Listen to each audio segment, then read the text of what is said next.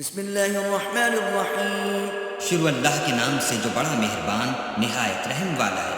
لا اقسم بیوم القیامہ ہم کو روز قیامت کی قسم، ولا اقسم بالنفس اللوامہ اور نفس لوامہ کی کہ سب لوگ اٹھا کر کھڑے کیے جائیں گے۔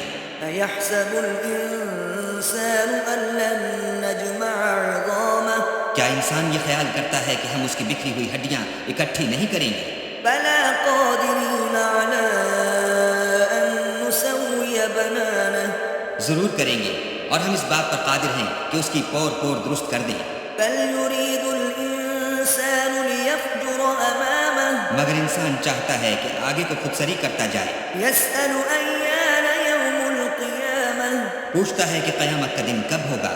فإذا برق البصر جب آنکھیں چندھیا جائیں وخسف القمر اور چاند گہنا جائے وجمع الشمس والقمر اور سورج اور چاند جمع کر دیے جائیں، يقول الإنسان يومئذ أين المفر اس دن انسان کہے گا کہ اب کہاں بھاگ جاؤں، كلا لا وزر بے شک کہیں پناہ نہیں۔ إلى ربك يومئذ المستقر اس روز پروردگار ہی کے پاس ٹھکانہ ہے۔ ينبأ الإنسان يومئذ بما قدم وأخر اس دن انسان کو جو عمل اس نے آگے بھیجے اور جو پیچھے چھوڑے ہوں گے سب بتا دیے جائیں گے۔ بل الإنسان على نفسه بصيرة بلکہ انسان آپ اپنا گواہ ہے، ولو ألقى معاذيره اگرچہ عذر و معذرت کرتا رہے۔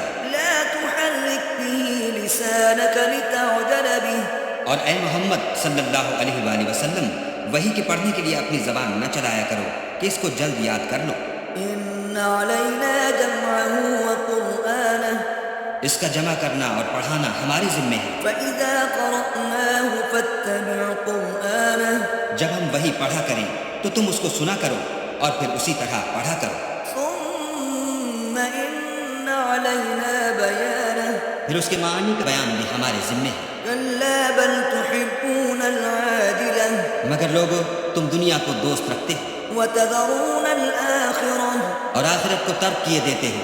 وجوه يومئذ ناظرة اس روز بہت سے منہ رونق دار ہوں گے إلى ربها ناظرة اور اپنے پروردگار کے محو دیدار ہوں گے، ووجوه يومئذ باسرة اور بہت سے منہ اس دن اداس ہوں گے، تظن أن يفعل بها فاقرة خیال کریں گے کہ ان پر مصیبت واقع ہونے کو ہے۔ كلا إذا بلغت التراقي دیکھو جب جان گلے تک پہنچ جائے وقيل من راق اور لوگ کہنے لگے اس وقت کون جھاڑ پھونک کرنے والا ہے، وظن أنه الفراق اور اس جاں بلب نے سمجھا کہ اب سب سے جدائی ہے، والتفت الساق بالساق اور پنڈلی سے پنڈلی لپٹ جائے۔ إلى ربك يومئذ المساق اس دن تجھ کو اپنے پروردگار کی طرف چلنا ہے، فلا صدق ولا صلى